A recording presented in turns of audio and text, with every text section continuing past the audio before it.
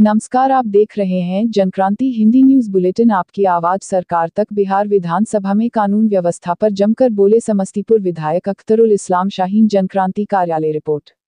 पटना, बिहार से समाचार विस्तार से। आज शनिवार को बिहार विधानसभा में गृह विभाग के कटौती प्रस्ताव पर बोलते हुए राजद विधायक अख्तरुल इस्लाम शाहीन ने कहा कि प्रदेश में कानून व्यवस्था बदहाल है तथा अराजकता का आलम है। अपराधी बेलगाम हो गए हैं। बिहार में कुर्की जब्ती के कई हजार मामले लंबित है, किंतु पुलिस इस पर समय कार्रवाई नहीं कर रही है। सरकार अपराध पर अंकुश लगाने में विफल साबित हो रही है। विधानसभा के सदन में समस्तीपुर विधायक ने क्या कहा, सुनने के लिए बने रहे जनक्रांति हिंदी न्यूज बुलेटिन के साथ।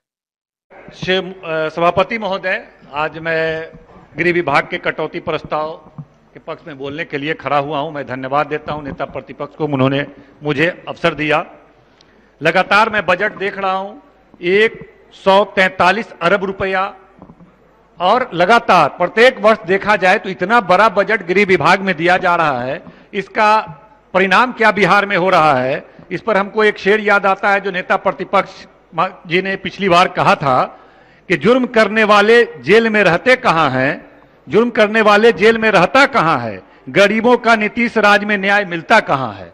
तो यहीं से हम शुरुआत करते हैं कि आखिर ये गौतम बुद्ध की धरती है, ये मां सीता की धरती है, ये ऋषि मुनियों की धरती है, और यहां जिस तरह से लगातार प्रत्येक वर्ष अपराध की घटनाएं बढ़ रही है, ये काफी चिंता की बात है। ये केवल पुलिस की असफलता नहीं है, बल्कि सरकार की जो सोच होती है, जो सामाजिक न्याय का जो एक विचार होता है, जो तमाम तरह की कल्याणकारी योजनाएं हैं, तमाम में त्रुटि के कारण ही किसी राज्य में अपराध की घटनाएं बढ़ती है। जैसे आप अच्छी शिक्षा की व्यवस्था नहीं कर रहे हैं, आप गुणवत्तापूर्ण शिक्षा की व्यवस्था नहीं कर रहे हैं, आप तकनीकी शिक्षा की व्यवस्था नहीं कर रहे हैं, आप रोजगार लोगों को नहीं दे पा रहे हैं, जीवन यापन का नहीं कर पा रहे हैं, आप अच्छी अच्छी योजनाएं नहीं चला पा रहे हैं, जिसके कारण लोग तरह तरह की आर्थिक तंगियों में आकर भी अपराध की तरफ आते हैं। तो कई कारण हो सकते हैं इसकी असफलता, न केवल पुलिस बल्कि सरकार की जो सोच, जो दृष्टि है, उसको भी परिलक्षित करता है। और जहां तक सरकार लगातार बात करती है कि हम विकास का काम कर रहे हैं, खास तौर से गृह विभाग के मामले में सुशासन की बात करते हैं, तो हम यह कुछ पॉइंट पे चर्चा करना चाहते हैं कि आखिर ये गिरफ्तारी कितनी कर पा रहे हैं।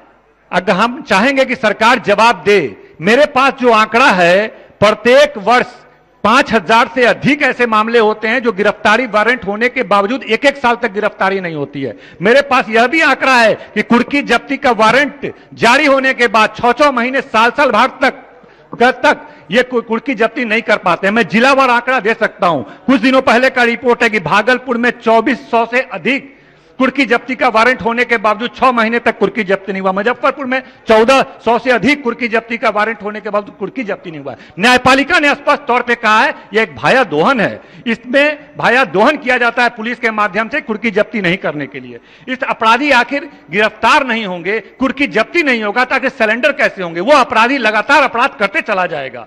इसी तरह आज आप पकड़ क्यों नहीं पाते हैं, जबकि अब मैकेनिज्म डेवलप हो चुका है। अब सैटेलाइट के जरिए आप डिटेक्ट कर सकते हैं, अब मोबाइल के जरिए आप डिटेक्ट कर सकते हैं, आप सीसीटीवी के जरिए तमाम तरह का साइंटिफिक मैकेनिज्म डेवलप हो चुका है। अब किसी अपराधी को चंद घंटे में गिरफ्तार किया जा सकता है, और यहां लाखों केस ऐसे हैं जो लंबित हैं, जिनकी गिरफ्तारी नहीं हो पा रही है।